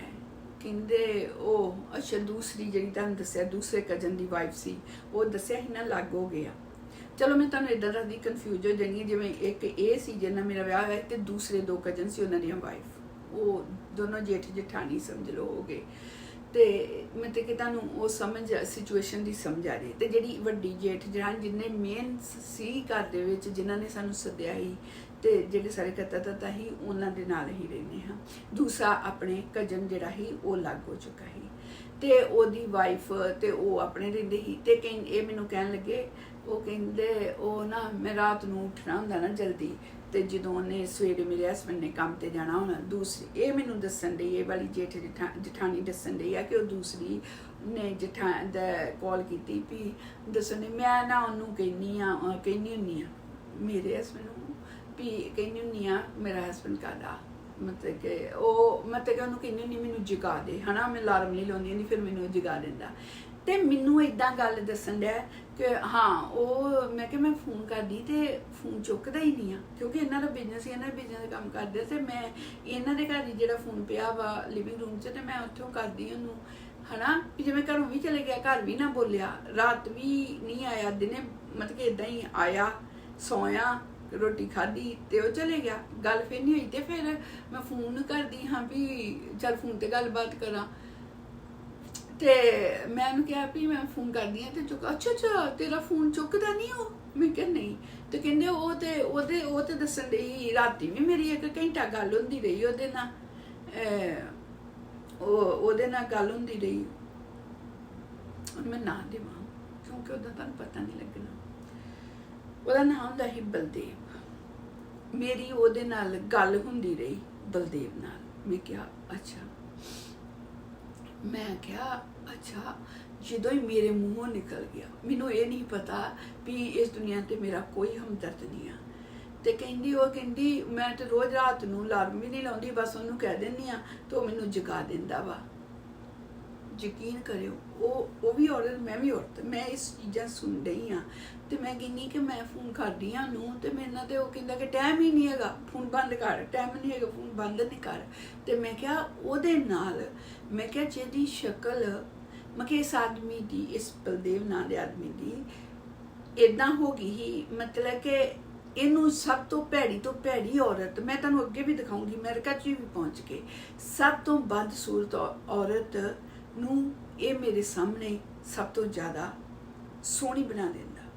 ਇਹਨੂੰ। ਮਤਲਬ ਕਿ ਮੈਂ ਨਹੀਂ ਕਹਿੰਦੀ ਮੈਂ ਸੋਹਣੀ ਆ, ਮੈਂ ਇਹ ਕਹਿੰਦੀ ਕਿ ਮੇਰੇ ਤੋਂ ਵੀ ਅਗਲੀ ਔਰਤ ਨੂੰ ਮੇਰੇ ਤੋਂ ਜ਼ਿਆਦਾ ਵਧੀਆ ਔਰ ਸੋਹਣੀ ਕਹਿੰਦਾ। ਤੇ ਮੈਂ ਆਖਿਆ ਉਹ ਅੱਛਾ, ਮੈਂ ਕਿਹਾ ਮੈਨੂੰ ਫੋਨ ਨਹੀਂ ਕਰਦਾ, ਮੇਰੇ ਨਾਲ ਗੱਲ ਨਹੀਂ ਕਰਦਾ, ਤੇ ਉਹਨੂੰ ਸੁੱਤੀ ਨੂੰ ਵੀ ਜਗਾਉਂਦਾ, ਤੇ ਕੀ ਆ ਉਹਦੀ ਸ਼ਕਲ ਇੰਨੀ ਯਾਰ। ਮੈਂ ਗੱਲ ਕਰਦੀ ਬਾਅਦ ਚੋਂ ਫਿਰ ਵੀ ਹੱਸਦੀ ਰਹੀ, ਮੈਨੂੰ ਦੱਸਿਆ ਵੀ ਉਹਨੇ, ਮੈਂ ਬੈਠੀ ਆ ਆਰਾਮ ਨਾਲ, ਮਤਲਬ ਕਿ ਬੈਠੀ ਆਪਣੀ ਜ਼ਿੰਦਗੀ ਰੋਣ ਦੀ ਪੌੜੀ 'ਚ ਬੈਠੀ ਆ, ਮੇਰੇ ਕੋਈ ਆ ਕੇ ਬੈਠੇ ਆ ਤੇ ਬਹਿ ਕੇ ਮੈਨੂੰ ਇਹ ਨਹੀਂ ਦੱਸਿਆ ਕਿ ਮੈਨੂੰ ਹੋਰ ਮੇਰੇ ਜ਼ਖਮ ਨੂੰ, ਮਤਲਬ ਜਿਵੇਂ ਚੀਰ ਕੇ ਕਿਸੇ ਦੇ ਜ਼ਖਮ ਨੂੰ, ਪਰ ਮੈਨੂੰ ਉਸ ਟਾਈਮ ਨਹੀਂ ਪਤਾ ਇਹਨਾਂ ਗੱਲਾਂ ਦਾ ਕਿ ਜਿਹੜਾ ਬੰਦਾ ਮੇਰੇ ਨਾਲ ਗੱਲ ਕਰਨ ਡਿਆ ਵਾ ਉਹ ਮੈਨੂੰ ਹੀ ਚੈੱਕ ਕਰਨ ਡਿਆ, ਮੈਨੂੰ ਨਹੀਂ ਪਤਾ ਇਹਨਾਂ ਗੱਲਾਂ ਦਾ। ਮੈਂ ਤਾਂ ਆਖਿਆ ਚੱਲ ਮੇਰੇ ਨਾਲ ਹਮਦਰਦੀ ਕੀਤੀ ਹੈ ਤੇ ਮੈਂ ਸੁਣਾ ਹੀ ਦੇਵਾਂ ਹੈ ਨਾ, ਵੀ ਮੈਂ ਕਿਹਾ ਮੈਨੂੰ ਤਾਂ ਉਹ ਫੋਨ ਵੀ ਨਹੀਂ ਚੁੱਕਦਾ, ਨਾਲੇ ਇਹਨਾਂ ਨੂੰ ਕਿਹੜਾ ਨਹੀਂ ਪਤਾ। ਤੇ ਆਂਦੀ ਉਹਦੇ ਨਾਲ ਤੇ ਘੰਟੀ ਗੱਲਾਂ ਕਰਦਾ ਰਹਿੰਦਾ, ਆਪੇ ਦੱਸਿਆ। ਤੇ ਮੈਂ ਬਸ ਇੰਨਾ ਕਿਹਾ, ਮੈਂ ਕਿਹਾ ਅੱਛਾ ਜਿਨ੍ਹਾਂ ਦੀਆਂ ਸ਼ਕਲਾਂ ਵੀ ਨਹੀਂ, ਕੁਛ ਬਦ ਸ਼ਕਲਾਂ ਨੇ, ਉਹ ਇਹਨੂੰ ਚੰਗੀਆਂ ਲੱਗਦੀਆਂ, ਤੇ ਮੈਨੂੰ ਬਸ ਇੱਦਾਂ ਹੀ ਰੋਲ ਛੱਡਿਆ ਹੈ ਨਾ। ਇੰਨੇ ਦਿਨ ਇੰਨੀ ਗੱਲ ਕਹਿੰਦੀ, ਅਗਲੇ ਦਿਨ ਪੂਰੀ ਟੀਮ ਆ ਗਈ ਉਸ ਘਰ 'ਚ, ਉਹ ਵੀ ਆ ਗਿਆ ਬੰਦਾ ਜਿਹਦੀ ਵਾਈਫ ਬਾਰੇ ਗੱਲ ਕੀਤੀ, ਉਹ ਵਾਈਫ ਵੀ ਆ ਗਈ। ਮੈਂ ਇਸ ਕਮਰੇ 'ਚ ਬੈਠੀ ਹਾਂ, ਜਿਵੇਂ ਜਿਹੜਾ ਕਮਰਾ ਮੈਨੂੰ ਮਿਲਿਆ ਹੋਇਆ ਸੀ, ਤੇ ਇੱਧਰਲੇ ਬੰਨੇ ਲਿਵਿੰਗ ਰੂਮ ਸੀ। ਉਹ ਲਿਵਿੰਗ ਰੂਮ ਦਾ ਅਜੇ ਤੱਕ ਮੈਨੂੰ ਸੀਨ ਯਾਦ ਆ, ਜਿਵੇਂ ਇਸ ਬੰਨੇ ਇੱਕ ਸੋਫਾ ਹੈਗਾ ਸੀ ਬਰਾਊਨ ਕਲਰ ਦਾ, ਇੱਧਰ ਤੇ ਇੱਧਰ ਰੈੱਡ ਕਲਰ ਦੇ 2 ਸੋਫੇ, ਨਾਈਸ, ਇੱਧਰ ਸਾਰੀਆਂ ਬਾਰੀਆਂ, ਬਿਊਟੀਫੁਲ ਸੀ ਸਾਰੀਆਂ ਚੀਜ਼ਾਂ, ਪਰ ਮੈਂ ਦਿਲ ਨੂੰ ਸਕੂਨ ਨਹੀਂ ਦਿੰਦੀਆਂ ਕਿਉਂਕਿ ਮੈਂ ਖੁਸ਼ ਨਹੀਂ। ਤੇ ਇੱਧਰਲੇ ਬੰਨੇ ਟੀਵੀ, ਸਾਰੇ ਜਾਣੇ ਹੜੜ ਕਰਦੇ ਨੈਕਸਟ ਡੇ ਆ ਗਏ। ਮੈਨੂੰ ਪਤਾ ਵੀ ਨਹੀਂ ਆ, ਮੈਂ ਤਾਂ ਕਿਹਾ ਕਿ ਇੱਕ ਔਰਤ ਨੇ ਮੇਰੇ ਨਾਲ ਗੱਲ ਕੀਤੀ, ਮੈਨੂੰ ਪਤਾ ਹੀ ਨਹੀਂ ਕਿ ਉਹ ਔਰਤ ਜਿਹੜੀ ਬੱਚਿਆਂ ਦੀ ਮਾਂ ਵਾ ਉਹ ਇੱਦਾਂ ਦਾ ਕੁਛ ਸੀਨ ਕ੍ਰੀਏਟ ਕਰ ਦੂਗੀ। ਤੇ ਮੈਂ ਦੂਜੇ ਕਮਰੇ 'ਚ ਬੈਠੀ ਹਾਂ, ਕਹਿੰਦੇ ਪ੍ਰਦੀਪ ਇੱਧਰ ਆ, ਮੈਂ ਚਲੇ ਗਈ। ਮੈਂ ਇਸੇ ਤਾਂ ਇੱਧਰ ਸੋਫਾ ਕੰਨਾਂ ਬੈਠਾ, ਮੈਂ ਇੱਥੇ ਬਹਿ ਗਈ ਹਾਂ। ਉੱਥੇ ਸਾਡੀ ਮਾਸੀ ਵੀ ਹੁੰਦੇ ਸੀ ਜਿਹੜੇ ਮਤਲਬ ਕਿ ਉਹ ਵੀ ਮੇਨ ਕਰਤਾ ਸੀ ਜਿਨ੍ਹਾਂ ਨੇ ਸਾਨੂੰ ਸੱਦਿਆ ਸੀ ਹੈ ਨਾ, ਕਿ ਉਹ ਮੇਰੀ ਦਾਦੀ ਦੀ ਭੈਣ ਸੀ, ਤੇ ਉਹ ਵੀ ਹੈਗੇ। ਪਰ ਸਾਰੇ ਜਾਣੇ, ਮੈਂ ਤੀਸਰੀ ਪੀੜ੍ਹੀ ਤੋਂ ਹੋਣ ਕਰਕੇ ਮੇਰੀ ਕੋਈ ਵੈਲਿਊ ਨਹੀਂ ਸੀ, ਤੇ ਉਸ ਬੰਦੇ ਦੀ ਮੰਨੀ ਜਾਂਦੀ ਸੀ ਹੈ ਨਾ, ਜਿਹੜਾ ਬੰਦਾ 1 ਨੰਬਰ ਦਾ ਸਿਰ ਤੋਂ ਪੈਰਾਂ ਤੱਕ झूठ बोलदा ही। किस बंदे दी मन्नी जांदी ही? जिहड़ा एकदम हर गल ओहदी झूठी ही ते मेरी हर गल सच्ची एकदम झूठी ही। दुनिया के सामने मेरी हर गल सच्ची भी जड़ी ही, मेरे दिल की साफ गल निकल रही आ, वो भी झूठी करार हो जाती है वो सामने। मैनू कहते आ मैं चले गई, सामने वो बैठा दूजे नंबर जेठ, जेड़ा मेन जेठ है इधर बैठा, दूसरा जेड़ा जेठ जेठानी वो इधर बैठे, मैनू इत्थे मैं बह गई। उधर उन्होंने नाल ही वो बलदेव बैठा। अच्छा सारे जने बच्चे भी आते जाते ही, लंघते ही भी ये की हो रहा है ना, पर वो बच्चे बहुत सियाने ही, मतलब कि इदा तमाशा नहीं मेरा बनाते है ना, मतलब फिर वो चले जाते ही। मैं कली बैठी, सब मेरे अगेंस्ट। कहता वो जेड़ा जेठ ही कहता मैं तेरे मूँह ते तेजाब लिया, कोई गल नहीं की, तू कल की गल कही,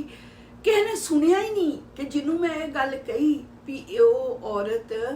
भी जिहदी शक्ल वकल नहीं उन्होंने बुलाउण डिया, ते जिहड़ी मैनू जिन्हें मैनू दस्सिया कि वो औरत दे नाल घंटे घंटे गल्लां करदा रहिंदा, मैनू आप ही दस्सिया। मतलब जिवें मैनू पर उस टाइम पता नहीं कि चलाकी की आ भी मैनू ही चेकन रही है, जब मेरे चो जे लब च निकलिया भी जिहदी शाह मैं कहा भी जिहदी शक्ल नहीं आ उन्होंने रात गल्लां करदा रहिंदा, ते मैं दिन रात इत्थे बैठी है ना, मतलब कि की करनी मैनू समझ नहीं आती। इन्नी गल कहती, अगले दिन पूरी टीम उत्थे इकट्ठी हो गई, जिवें मीटिंग होने लगी। मीटिंग कादी कहंदे ओके, वो बंदा कहंदा जेठ सो कॉल कहंदा मैं तेरे मुँह ते ना तेजाब पा देना। मैं तो भी चुप रही क्योंकि मैं कली हाँ, सारे सारे करना है। फिर सिर्फ जे उस टाइम मेरे साथ दिता दो जने जेठ जिन्होंने सद्या ही वो बैठे,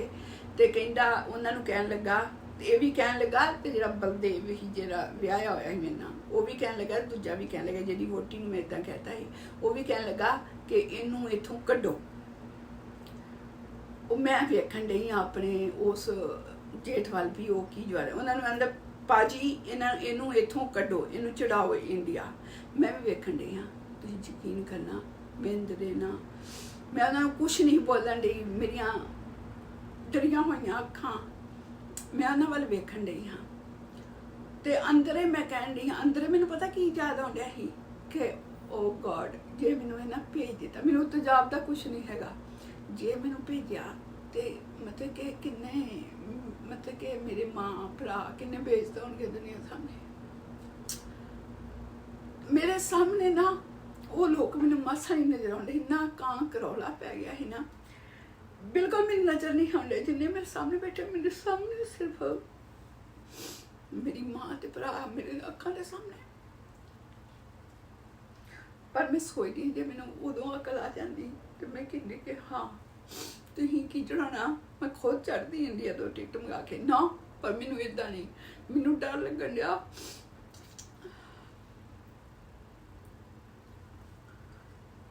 जिदों लोग अपनी फेक प्रशंसा बनाते हैं, जिवें मेरे को जो चीज़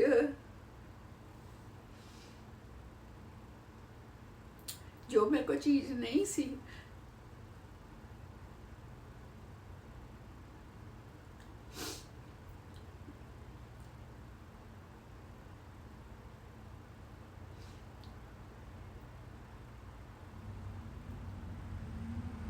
जो मेरे को चीज़ नहीं ही, तो मैं जिवें झूठा ही वो बागो बाग बनाया आया है अपने घरदियां लई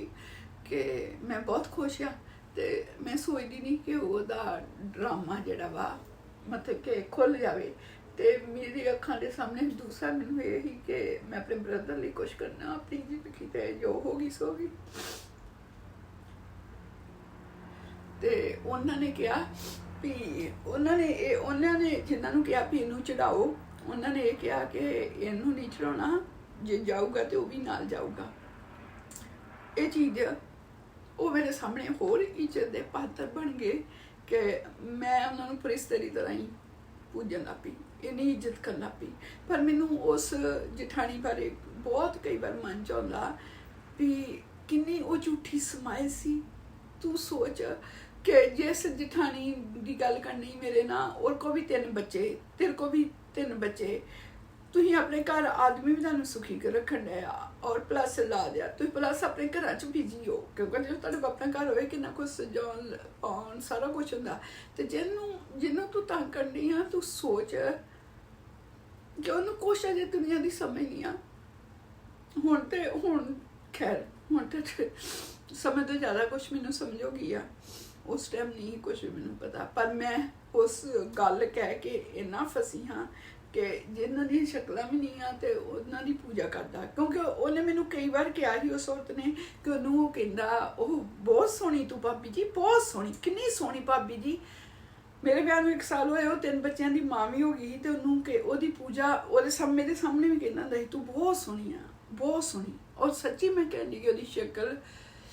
ਤੁਸੀਂ ਵੇਖੋ ਤੇ ਕਿਸੇ ਕੰਮ ਦੀ ਨਹੀਂ ਆ ਮੈਨੂੰ ਕੋਈ ਇਤਰਾਜ਼ ਨਹੀਂ ਕਹਿਣ ਤੇ ਪਰ ਜਿਹੜੀ ਚੀਜ਼ ਸੋਹਣੀ ਲੱਗਣ ਡਈ ਉਹਦੀਆਂ ਅੱਖਾਂ ਨੂੰ ਮੈਨੂੰ ਨਹੀਂ ਪਤਾ ਕਿਹੜੀ ਚੀਜ਼ ਸੋਹਣੀ ਲੱਗਣ ਡਈ ਪਰ ਉਹ ਮੇਰੇ ਸਾਹਮਣੇ ਇਦਾਂ ਆਂਦਾ ਹੀ ਤੇ ਪਰ ਇਹਨੇ ਮੈਨੂੰ ਦੱਸਿਆ ਕਿ ਉਹਨੇ ਕੋਲਾ ਕਰਦਾ ਤੇ ਮੈਂ ਬਸ ਇੰਨਾ ਕਹਿਤਾ ਜਿਹੜੀ ਮੈਂ ਸਾਹਮਣੇ ਕਹਿਤੀ ਗੱਲ ਉਹ ਤੋਂ ਬਾਅਦ ਉਹ ਜਿਹੜੀ ਟੀਮ ਆਈ ਸਾਰੀ ਮਤਲਬ ਕਿ ਉਹ ਬੰਦਾ ਆਇਆ ਉਹ ਜਨਾਨੀ ਆਈ ਤੇ ਕਿਹਾ ਮੈਂ ਤੇਜ਼ਾਬ ਪਾ ਦੇਣਾ ਇਹਨੂੰ ਵਾਪਸ ਭੇਜੋ ਫਿਰ ਉਹਨਾਂ ਨੇ ਡਿਸਾਈਡ ਕੀਤਾ ਓਕੇ ਭੇਜਣਾ ਇਹਨੂੰ ਵਾਸਤੇ ਉਹ ਵੀ ਜਾਣੇ ਨਾਲੇ ਬਸ ਮੈਂ ਪਰ ਉਹਨਾਂ ਨੂੰ ਕੁਛ ਨਹੀਂ ਬੋਲੀ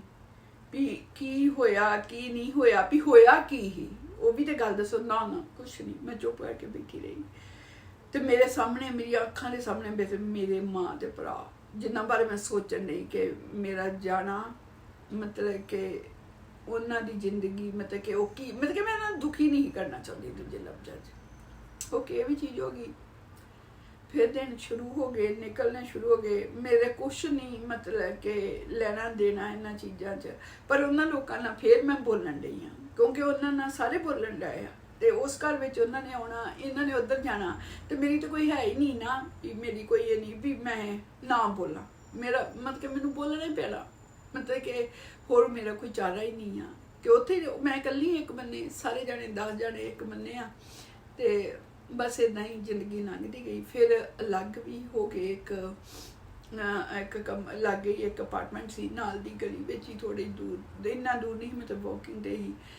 पर उन्हां ते जाना उन्हां ते उधर नहीं आना क्योंकि कोई एडा मेरा हमदर्द नहीं वो उत्थे जॉब करदा ही सारा कुछ पर ये करदियां उत्थे गुरुद्वारा साहब ही ते उत्थे मैनूं ਜਿਹੜੇ 4-5 साल मैं रही हाँ उत्थे मैनूं रब दा पर मैं सोचदी हाँ कि मैनूं प्रेयर करनी नहीं आई ना मैं कदी कीती प्रेयर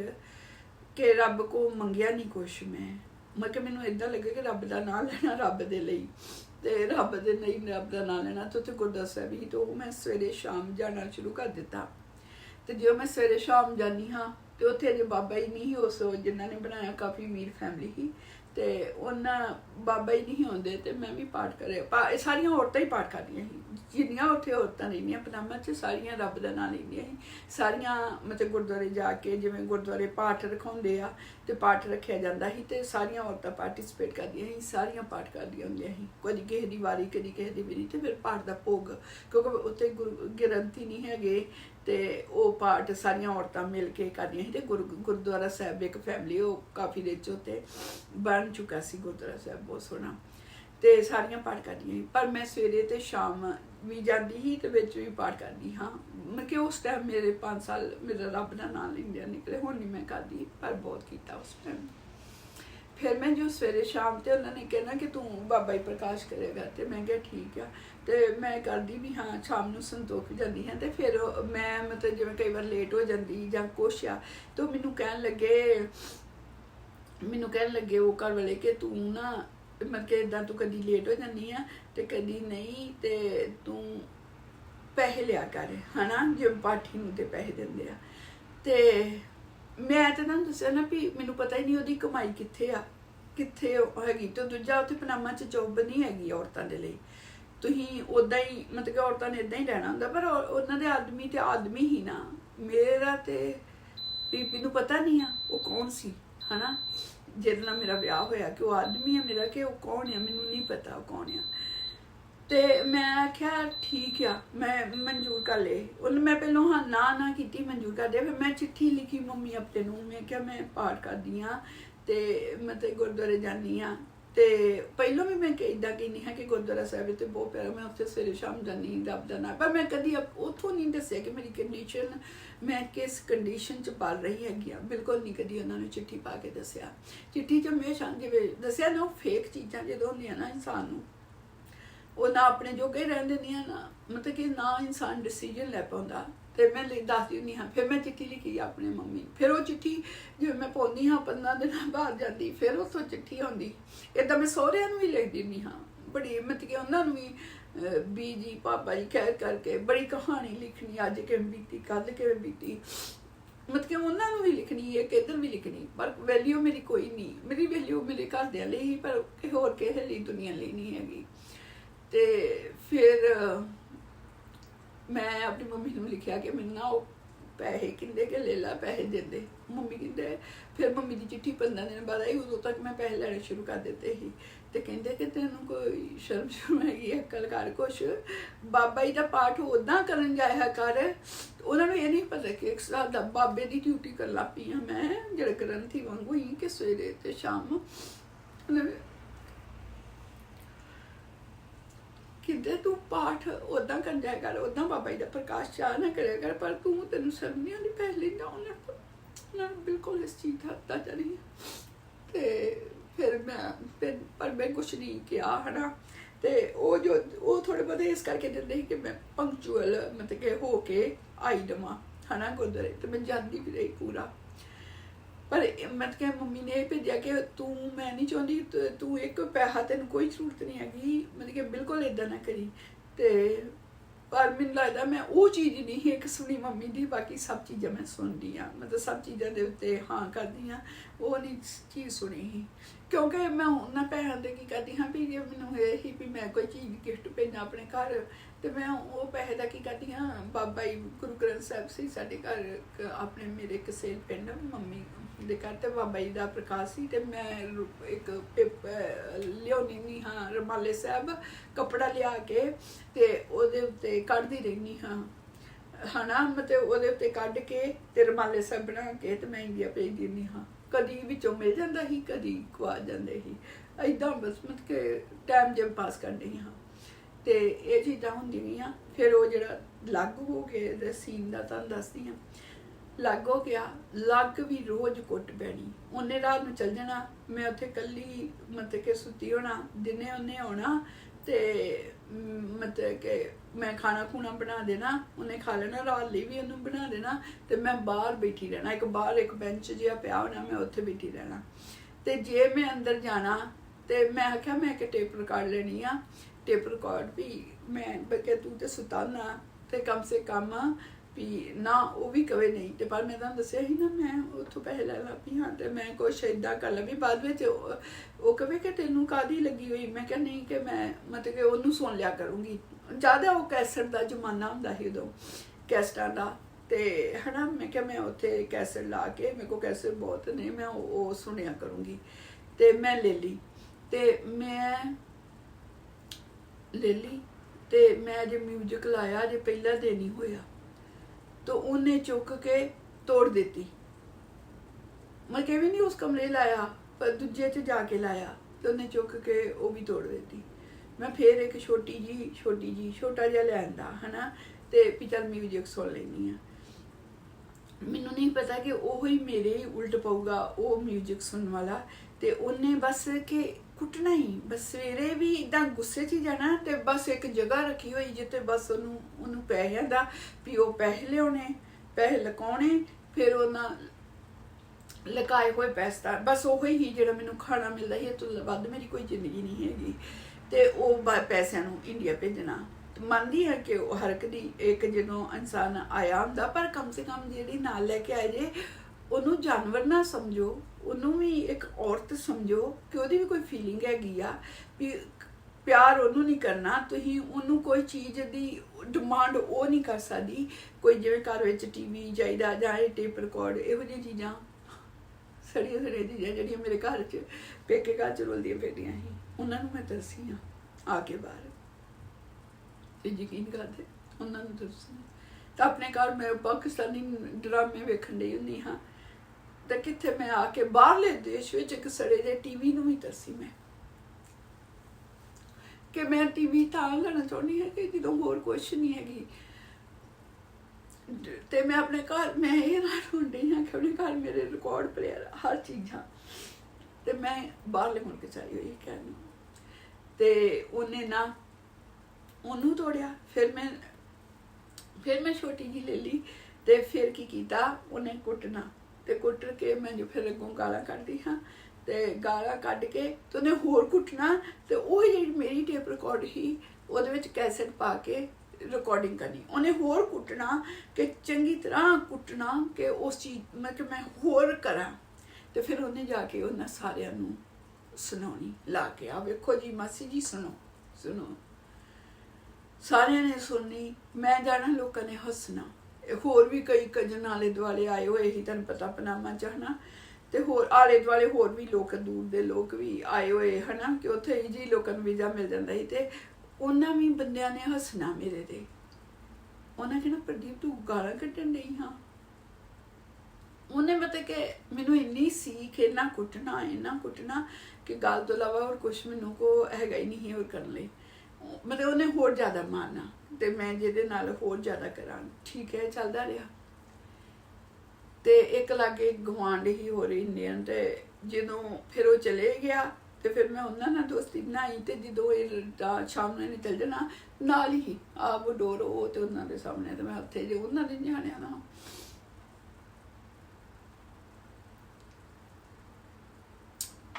ਮਤਲਬ ਕਿ ਘੰਟੀ ਬੈਠੀ ਰਹਿਣਾ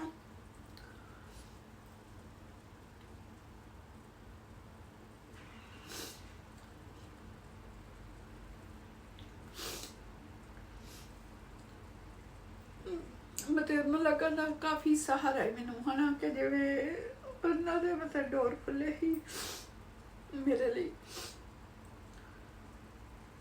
जां समझो वो भी तमाशे वेखण रहे होंगे इस चीज़ का मैनू पता नहीं है पर हाल की घड़ी मैं उन्होंने प्यार ही समझण नहीं हाँ तो मैं चल जाना फिर जो शाम नूं मैं घरे ही होना जिन्ना चिर नहीं जाता तो मैं खाना बना के देना तो एक ये अंदर बैठा तो मैं बाहर इनू खाना जो भी मैनू छित्र पै जो मेरे लिए चंगी तरह खाना जो भी मैनू मतलब कि इन्हें खाने के टाइम से मैनू उठ के मारिया वो भी मेरे हाथों का बनाया इन्हें चंगी तरह मैं परोस के हर चीज़ मैं सीखण नहीं हाँ उत्थे भी तो मतलब कि परोस के दे के आई तो स्टील का गलास ही तो मतलब कि मैं ही आंदे ही अपने घरों इंडिया तो जो पहली बार आई उस तो बाद तो जा नहीं सकन डी तो स्टील के गिलास मैं पानी अजे रख के आई अजे मैं पानी रखे ही तो खाना खान लिया टेबल ते मैं क्या कि ओके होर को चाहिए वा तो कहता आ चाहिए तो उन्हें मेरे ना इधरले बन्ने उन्हें एडा गलास मारिया वज्जा फिर मैं अंदर चले गया उत्थे डाइनिंग टेबल रखा हुआ है मेज ते जिथे खाना खाने बाद अंदर अपने खा खू के आराम नाल चले गया मार गया तो मैं बाहर जिवें तुहानूं दस्सिया डोर दे बाहर होर भी अपार्टमेंट सी वो सामने लागे इदां नाल ही तो जेड़ा डेस्क जिते मैं बैठी हाँ बेंच ते वो बाहर ही बूहे दे साडे बाहर पिया है तो बाकी भी लोग ही स्पैनिश लोग सी पर वो स्पैनिश स्पीकिंग ही इंडियन मेरा ख्याल नहीं तो मैं बैठी हाँ तो मैं खून वगी जान दिया ही पर मैं किसी को नहीं दिखाउंदी जिवें मैं चुन्नी इदां रखी हुई तो खून ना भरिया होया तो मैं बैठी हाँ उत्थे ते बाद विच मैं अंदर आ गई हाँ तो वो जो जख्म ही ना जिथे वज्जा होया ही मेरे वो गिलास इन्नी जोर दी वज्जा ही वो इदां ही तो खून मतलब कि सारे खून मैं ज़्यादा बदल लग गया मैं अगे अंदर आ गई तो मैं अंदर आ गई तो मैं क्या कि वो मेरा खून नहीं बंद होया फिर मैं उन्होंने आप ही किया कि मेरे खून नहीं बंद होया फिर मैनू डॉक्टर दे लै गया तो कहता उत्थे जाके कही कि चोर आ गई है ना मतलब कि वो मतलब कि जिवें घर चोरी करने वाला नहीं कोई आ जाता वो आ गया ही तो मैं मतलब कि बचाने घर नूं ते उन्हें मैनू मार दिता उत्थे गए तो तुम जख्म में ज़्यादा टाइम हो गया ही ना कि तुहानूं दस्सिया कि 2-3 घंटे हो गए खून वगी जाता ही तो जख्म इदा खुल गया ही इन्ना इत्थों इन्ना खुल गया बस इन्ना कख तो बचा रहा तो मतलब कि वो जख्म खुल चुका ही तो उन्होंने जो गए तो उन्होंने कहा कि मैं कहूँ टाइम लाता तुसीं ते स्टिचिस लगने तेनू ਲਾਇਆ ਤੇ ਜਦੋਂ ਉਹਨਾਂ ਨੇ ਕੀਤਾ ਸੀ ਨਾ, ਉਹਨੂੰ ਸਵਾਇਆ ਸੀ ਜ਼ਖਮ ਨੂੰ, ਤੇ ਉਹਦੇ ਵਿੱਚ ਇਦਾਂ ਕਰਕੇ ਬਹੁਤ ਦਰਦ ਹੋਇਆ ਸੀ ਕਿਉਂਕਿ ਖੋਲ ਚੁੱਕਾ ਸੀ। ਤਾਂ ਸਟਿਚਸ ਲੱਗੇ ਆ ਤੇ ਨਿਸ਼ਾਨ ਕਾਫੀ ਹੱਦ ਤੱਕ ਚਲੇ ਗਿਆ, ਤੇ ਅਜੇ ਵੀ ਹੈਗਾ, ਥੋੜਾ ਜਿਹਾ ਹੈਗਾ ਕਿ ਯਾਦ ਰਵੇ ਉਹ ਚੀਜ਼, ਉਹ ਥੋੜਾ ਜਿਹਾ ਹੈਗਾ। ਹੁਣ ਕਾਫੀ ਹੱਦ ਤੱਕ ਡਿਸੋਲਵ ਹੋ ਚੁੱਕਾ, ਕਾਫੀ ਸਟਿਚਸ ਲੱਗੇ ਇਧਰ ਹੈ ਨਾ, 7-8 ਤੱਕ ਲੱਗੇ ਹੋਣਗੇ, ਕਾਫੀ ਓਪਨ ਹੋ ਚੁੱਕਾ ਸੀ। ਫਿਰ ਆ ਗਈ ਘਰ, ਉਹ ਆਪਣੇ ਕੰਮ ਤੇ ਚਲੇ ਗਿਆ, ਫਿਰ ਚੱਲਣ ਦੀ। ਫਿਰ ਸੋ ਇਹ ਨਹੀਂ ਵੀ ਚਲੋ ਅੱਜ ਇੰਨਾ ਕੁੱਟ ਦਿੱਤਾ ਹੁਣ ਚਲੋ ਨਾ ਕੁੱਟੋ, ਹੁਣ ਇੱਕ ਮਹੀਨਾ।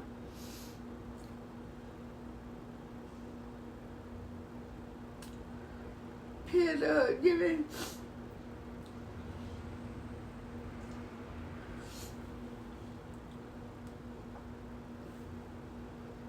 ਫਿਰ ਮੈਂ ਜਿੰਦਾ ਰਹਿਣ ਦੀ ਕੋਸ਼ਿਸ਼ ਕਰ ਰਹੀ ਸੀ ਵੀ ਜਿੰਦਾ ਰਹਿਣਾ ਹੈ ਨਾ, ਜ਼ਿੰਦਗੀ ਨੂੰ ਵੀ ਅਦਾਸ ਨਹੀਂ ਹੋਣਾ, ਕਿਉਂਕਿ ਮੈਨੂੰ ਇੱਦਾਂ ਲੱਗਦਾ ਕਿ ਬਹੁਤ ਵੱਡਾ ਕੰਮ ਅਜੇ ਹੈਗਾ ਕਰਨ ਲਈ। ਤੇ ਫਿਰ ਤੁਹਾਨੂੰ ਦੱਸਿਆ ਨਾ, ਜਿਵੇਂ ਉਹਨਾਂ ਦੇ ਰਿਸ਼ਤੇਦਾਰ ਹੀ ਤੇ ਉਹ ਸਾਰੇ, ਮੈਂ ਵੀ ਬੋਲਦੀ ਹਾਂ ਉਹਨਾਂ ਨਾਲ, ਸਭ ਨਾਲ, ਤੇ ਜੋ ਸਾਡੇ ਹੀ ਸਾਰਿਆਂ ਨੂੰ ਸਾਡੇ ਹੀ, ਤੇ ਉਸੇ ਜਿਨ੍ਹਾਂ ਦੇ ਘਰ ਪਾਰਟੀ ਸੀ ਉਹਨੇ ਮੈਨੂੰ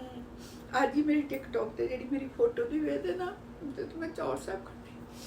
ਉਹ ਔਰਤ ਨੇ ਮੈਨੂੰ ਸੂਟ ਸੀ ਕੇ ਦਿੱਤਾ ਸੀ ਉੱਥੇ, ਜਿਹੜਾ ਮੈਂ ਸਿਲਕ ਦਾ ਕਮੀਜ਼ ਪਾਇਆ ਹੋਇਆ ਤੇ ਰੈੱਡ ਕਲਰ ਦੀ ਸਲਵਾਰ ਤੇ ਰੈੱਡ ਮੇਰੇ ਕੋਲ ਚੁੰਨੀ ਆਲਰੇਡੀ ਹੈਗੀ ਕਿ ਉੱਥੇ ਕਿਹੜੇ ਸੂਟ ਮਿਲਦੇ ਸੀ ਜਾਂ ਕੁਛ, ਤੇ ਉਹਨੂੰ ਆਉਂਦਾ ਹੀ ਸੀ ਨਾ, ਉਹਨਾਂ ਘਰ ਹੀ ਪਾਰਟੀ ਸੀ, ਤੇ ਉਹਨੇ ਮਤਲਬ ਕਿ ਮੈਂ ਉਹਨੂੰ ਕੱਪੜਾ ਦਿੱਤਾ ਸੀ ਤੇ ਉਹਨੇ ਮੈਨੂੰ ਸੀ ਕੇ ਦਿੱਤਾ, ਤੇ ਮੈਂ ਉਹੀ ਸੂਟ ਪ੍ਰੈਸ ਕਰਕੇ ਪਾਉਣ ਲੱਗੀ, ਤੇ ਮੈਂ ਕਿਹਾ ਮੈਂ ਕਿਹੋ ਜਿਹੀ ਲੱਗਣ ਡਈ ਆ, ਤੇ ਪ੍ਰੈਸ ਇੱਦਾਂ ਹੀ ਪਈ ਹੋਈ ਸੀ, ਪ੍ਰੈਸ ਇੱਕਦਮ ਗਰਮੀ, ਕਿਉਂਕਿ ਮੈਂ ਕਰਕੇ ਉਹਨੂੰ ਪਾ ਲਿਆ ਸੀ ਤੇ ਚੁੰਨੀ ਨੂੰ ਅਜੇ ਮੈਂ ਕਰਨਾ ਸੀ ਤੇ ਕਰਨ ਡਈ ਹਾਂ, ਤੇ ਪਰ ਉਹ ਕਰਨ ਤੋਂ ਪਹਿਲੇ ਮੈਂ ਕਹਤਾ ਕਿਹੋ ਜਿਹੀ ਲੱਗਣ ਡਈ, ਕਹਿੰਦਾ ਇਹੋ ਜਿਹੀ ਲੱਗਣ ਡਈ। ਫਿਰ ਵੀ ਮੈਂ ਕੁਛ ਨਹੀਂ ਕਿਹਾ, ਫਿਰ ਵੀ ਮੈਂ ਹੱਸਦੀ ਰਹੀ। ਉਹ ਪਾਰਟੀ ਤੇ ਇੰਨੇ ਲੋਕ ਆਏ, ਸਭ ਤੁਸੀਂ ਸੋਚੋ ਕਿ ਜਿਹੜੇ ਲੋਕ ਨੂੰ ਛਿੱਤਰ ਨਹੀਂ ਪਏ, ਲੋਕੀ ਆਰਾਮ ਨਾਲ ਕਰਾਉਣ ਡਏ ਆ, ਉਹਨਾਂ ਦੇ ਹਾਸੇ ਖੇਡਦੇ ਚਿਹਰੇ, ਮੇਰਾ ਤੁਸੀਂ ਸੋਚੋ ਚਿਹਰਾ ਕਿਵੇਂ ਨਾ ਹੋਊਗਾ ਉਸ ਟਾਈਮ ਉੱਥੇ। ਤੇ ਜੇ ਵਿਆਹ ਕਹਿਣ ਨੂੰ 1 ਸਾਲ ਹੀ ਹੋਇਆ, ਤੇ ਮੇਰਾ ਰੰਗ ਕਾਲਾ, ਅੱਖਾਂ ਮੇਰੀਆਂ ਸੁੱਕੀਆਂ ਪਈਆਂ, ਅਥਰੂ ਵੀ ਭੁੱਲ ਗਏ ਹੀ ਆਉਣਾ ਉਸ ਟਾਈਮ, ਤੇ ਪਰ ਫਿਰ ਵੀ ਮੈਂ ਉਹਨਾਂ ਘਰ ਗਈ ਹਾਂ, ਬੈਠੀ ਹਾਂ, ਬਹੁਤ ਵਧੀਆ ਲੱਗਦਾ ਸੀ ਕਿ ਬਹੁਤ ਸੋਹਣੀ ਤਰ੍ਹਾਂ ਲੋਕ ਸੇਵਾ ਕਰਦੇ, ਸਮੋਸੇ ਆਪੇ ਬਣਾਉਣੀਆਂ ਸੀ ਔਰਤਾਂ, ਪਕੌੜੇ, ਹਰ ਚੀਜ਼ ਆਪੇ ਹੀ ਘਰੇ ਹੀ, ਬਰਫੀਆਂ ਬਣਾਉਂਦੇ, ਉਹਨਾਂ ਤੋਂ ਹੀ ਮੈਂ ਸਿੱਖਣ ਰਹੀ ਹਾਂ ਸਾਰੀਆਂ ਚੀਜ਼ਾਂ ਵਾਲੀ ਲੋਕਾਂ ਤੋਂ, ਤੇ ਸਾਰਾ ਕੁਝ ਆਪੇ ਬਣਾਉਣਾ। ਫਿਰ ਉੱਥੇ ਬੈਠੇ, ਬਸ ਮਤਲਬ ਕਿ ਇਹਦਾ ਸਿਲਸਿਲਾ ਨਹੀਂ ਰੁਕਿਆ, ਬਿਲਕੁਲ ਨਹੀਂ ਰੁਕਿਆ, ਇਸ ਆਦਮੀ ਦਾ ਸਿਲਸਿਲਾ ਇਦਾਂ ਦਾ ਇਦਾਂ ਰਿਹਾ ਕੁੱਟਣ ਦਾ। ਫਿਰ ਵੇਖਦਿਆਂ ਉੱਥੇ ਇਹੋ ਜਿਹਾ ਇੱਕ ਟ੍ਰੈਂਡ ਆਇਆ ਕਿ ਸਾਰੇ ਲੋਕ ਅਮਰੀਕਾ ਨੂੰ ਨਿਕਲ ਲੱਗ ਪਏ, ਕਿ ਈਵਨ ਜਿਹੜੇ ਬਿਜ਼ਨਸ ਵਾਲੇ ਵੀ ਹੀ, ਜਿਵੇਂ ਉਹ ਜੇਠਾਣੀ ਜਿਨ੍ਹਾਂ ਦੇ ਬਿਜ਼ਨਸ ਵੀ ਸੀ, ਉਹ ਵੀ, ਉਹਨਾਂ ਦੀ ਵੀ ਈਵਨ ਉਹਨਾਂ ਦੇ ਆਪਣੇ ਘਰ ਜਾਇਦਾਦ ਦਾ ਸਾਰਾ ਕੁਝ ਸੀ, ਤੇ ਉਹਨਾਂ ਨੇ ਕਿਹਾ ਕਿ ਉਹਨਾਂ ਨੇ ਹਨਾ ਵੀ ਅਮਰੀਕਾ ਜਾਣਾ, ਉਹ ਨਿਕਲ ਆਏ। ਦੂਸਰੇ ਜਿਹੜੇ ਹੀ ਉਹ ਵੀ ਨਿਕਲ, ਦੂਸਰੇ ਜਿਹੜੇ ਹੀ ਉਹਦੀ ਵੀ ਜਨਾਨੀ ਆ ਗਈ, ਮਤਲਬ ਕਿ ਅਮਰੀਕਾ ਪਹੁੰਚ ਗਏ, ਇਹਨਾਂ ਦੀ ਜਨਾਨੀ ਵੀ ਆ ਗਈ, ਤੇ ਉੱਥੇ ਸਿਰਫ ਮਾਸੀ ਹੈਗੀ ਹੀ ਰਹੀ, ਤੇ ਮੈਂ ਤੇ ਆਪਣੇ ਅਪਾਰਟਮੈਂਟ 'ਚ ਰਹਿੰਦੀ ਹਾਂ। ਤੇ ਫਿਰ ਮੈਂ ਕਿਹਾ ਕਿ ਜੋ ਸਾਰੇ ਜਾਣਦੇ ਸਾਨੂੰ ਵੀ ਜਾਣਾ ਚਾਹੀਦਾ ਹੈ ਨਾ, ਜਾਂ ਕੁਛ ਆ, ਤੇ ਉਹਨੇ ਜਾਣਾ ਹੀ ਹੋਊਗਾ ਆਪੇ, ਮੇਰੀ ਉੱਥੇ ਕੀ ਚੱਲਣ ਡਈ ਸੀ। ਤੇ ਮਤਲਬ ਕਿ ਹਾਂ, ਸਾਰੇ ਮਤਲਬ ਹਰ ਘਰ 'ਚੋਂ ਇੱਕ ਜਾਣਾ ਅਮਰੀਕਾ ਵੱਲ ਆ ਗਿਆ ਸੀ, ਤੇ ਇਹ ਵੀ ਆ ਗਿਆ, ਫਿਰ ਇਹ ਵੀ ਆ ਗਿਆ, ਤੇ ਮੈਂ ਵੀ ਆਉਣਾ ਹੀ, ਮਤਲਬ ਕਿ ਮੈਂ ਮਤਲਬ ਕਿ ਇੱਦਾਂ। ਪਰ ਜਦੋਂ ਆ ਗਿਆ, ਜਦੋਂ ਇੱਥੇ ਪਹੁੰਚ ਗਿਆ, ਤੇ ਉਹ ਕੰਮ ਕਰਕੇ ਤੇ ਉਹ ਪੈਸੇ ਉੱਥੇ ਭੇਜਣ ਦੇ, ਮੈਂ ਉੱਥੇ ਰਹਿਣੀ ਹਾਂ, ਪਰ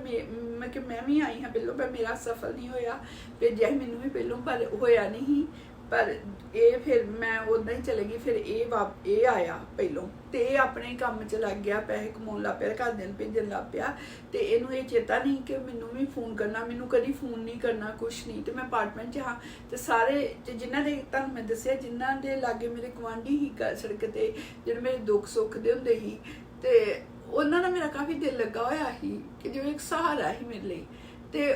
ਉਹ ਵੀ ਜਾਣ ਵਾਲੇ ਸੀ, ਉਹਨਾਂ ਮੈਨੂੰ ਦੱਸਿਆ ਨਹੀਂ ਕਿ ਮੈਂ ਦੁਖੀ ਹੋਊਂਗੀ, पर जिस दिन मैंने उन्हें अखीरले दिन दसिया कि अगले हफ्ते ही चल जाना, तो फिर मेरा उत्थे दिल ना लगे गली च।